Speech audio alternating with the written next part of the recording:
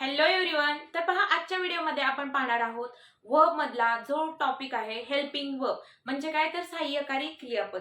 तर आजच्या व्हिडिओमध्ये आपण पाहणार आहोत सहाय्यकारी क्रियापद किती असतात, काय असतात, ते कसे यूज केले जातात, त्याच्यापासून वाक्य कसे बनतात, ते स्पोकन इंग्लिश मध्ये कसे यूज करायचे आणि कसं बोलायचं. ओके, खूप सोप्या पद्धतीने शिकवलं आहे. व्हिडिओ शेवटपर्यंत नक्की पहा. खूप छान तुमच्यामध्ये नक्कीच इम्प्रूव्हमेंट होणार. ओके, तर पहा, वर्ब मध्ये काय हेल्पिंग वर्ब मी शॉर्ट मध्ये लिहिते. हेल्पिंग वर्ब मीन्स काय सहाय्यकारी क्रियापद. सहाय्यकारी क्रियापद म्हणजे काय असतात ते समजून घेऊया. जे सेंटेन्स मध्ये जे वाक्यामध्ये मेन वर्बला हेल्प करतात ते म्हणजे सहाय्यकारी क्रियापद असतात. ओके, तर पहा याच्यामध्ये पहिला जो आहे तो आहे टू बी. ओके, त्याचा जो पहिला प्रकार आहे तो आहे to be. To be means काय तर असणे. असणे मीन्स काय तर मी काहीतरी असणे. ओके, मी काहीतरी असणे किंवा तो काहीतरी असणे, ती काहीतरी असणे. ओके, तर पहा याच्यावरून याचे प्रकार किती होतात पहा. टू बी मध्ये काय काय येतात हेल्पिंग वर्ब. टू बी मध्ये पहिला येतो तो येतो ऍम. Okay, am. सेकंड येतो इज आणि थर्ड येतो आर. ओके, याचे मीनिंग पण लिहून घ्या. ऍम म्हणजे काय आहे, इज म्हणजे काय आहे आणि आर म्हणजे काय आहोत. ओके, तर पहा ऍम हा जो हेल्पिंग वर्ब आहे तर तो कोणत्या सब्जेक्ट सोबत येणार तर ऍम हा हेल्पिंग वर्ब फक्त आय ह्या सब्जेक्ट सोबत येणार.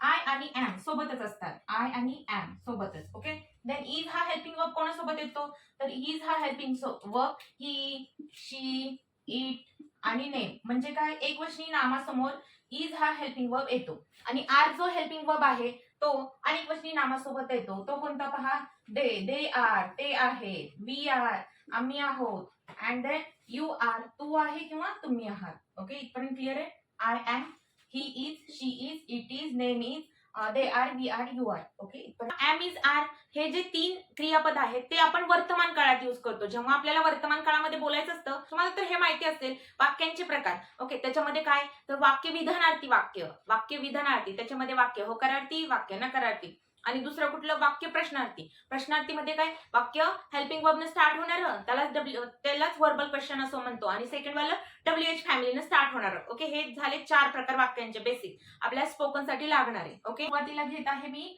एम. ओके, आय एम, मी आहे. आय एम अ टीचर, मी काय आहे शिक्षिका आहे. ओके, हे एक वाक्य झालं. मी एक शिक्षिका आहे. हे काय वाक्य झालं अफर्मेटिव्ह होकारार्थी वाक्य. शिक्षिका आहे, मी एक शिक्षिका आहे.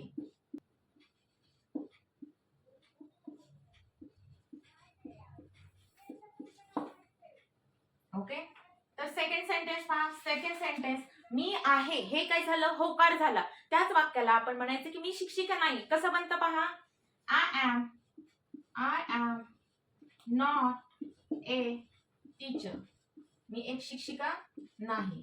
ओके, हे झालं नकारार्थी निगेटिव्ह सेंटेन्स, मी शिक्षिका नाही. नंबर थर्डचं पहा, यालाच आपल्याला क्वेश्चन करायचं आहे, आपल्याला प्रश्न विचारायचा आहे, मी शिक्षिका आहे का. ओके, मी शिक्षिका आहे का, त्याचा आन्सर काय येणार हो किंवा नाही. त्यालाच एस नो टाईप क्वेश्चन म्हणतात किंवा व्हर्बल क्वेश्चन म्हणतात. तर त्याचा क्वेश्चन कसा बनतो पहा, जो हा हेल्पिंग वर्ब आहे तो अगोदर येणार ऍम, देन हा जो सब्जेक्ट आहे इकडे होणार, दोघांची प्लेस फक्त चेंज होणार. एम आय अ टीचर, मी शिक्षिका आहे का. Okay, it's a question mark. Then पहा नंबर 4 वाला कसं बनतं, हा झाला हेल्पिंग वर्ब न स्टार्ट होणारा क्वेश्चन, देन WH न स्टार्ट होणारा क्वेश्चन. तर पहा आता विचारायचंय की कोण शिक्षिका आहे. ओके, कोण शिक्षिका आहेचा आन्सर यायला पाहिजे हे. मग कसं होतं पहा, who is teacher, who is teacher, who is teacher, कोण शिक्षिका आहे. ओके, हे झाले चार क्वेश्चन. काय आय एम अ टीचर, मी शिक्षिका आहे. आय एम नॉट टीचर, मी शिक्षिका नाही. एम आय टीचर, मी शिक्षिका आहे का.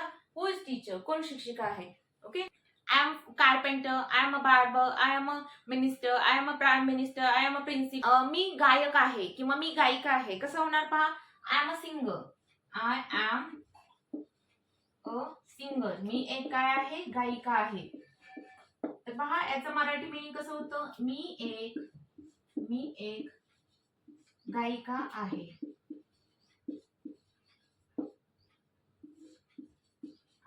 ओके, तर पहा यालाच निगेटिव्ह करायचं, आपल्याला म्हणायचं की मी गायिका नाही. कसं बनणार, I am not a singer, I am not a singer.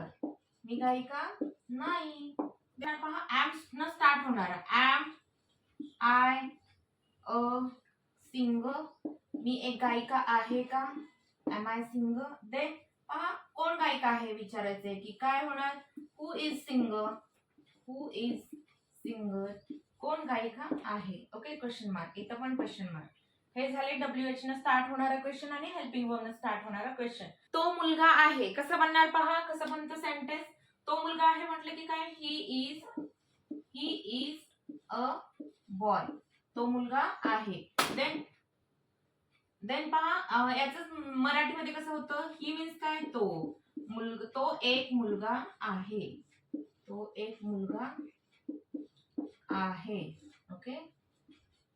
आता ह्या सेंटेन्सला आपल्याला निगेटिव्ह करायचंय नकारार्थी. कसं बनतं पहा. तो मुलगा नाही. He is not a boy. तो मुलगा नाही. क्वेश्चन करायचंय की तो मुलगा आहे का? कसं बनणार पहा. Is he a boy. तो मुलगा आहे का? क्वेश्चन. देन प्रश्न विचारायचा आहे काय WH न की कोण मुलगा आहे. Who is boy. Who is boy. Okay. They are girls. त्या मुली आहेत. कसं बनतं पाहूया. They are girls. त्या मुली आहेत. ओके. त्या मुली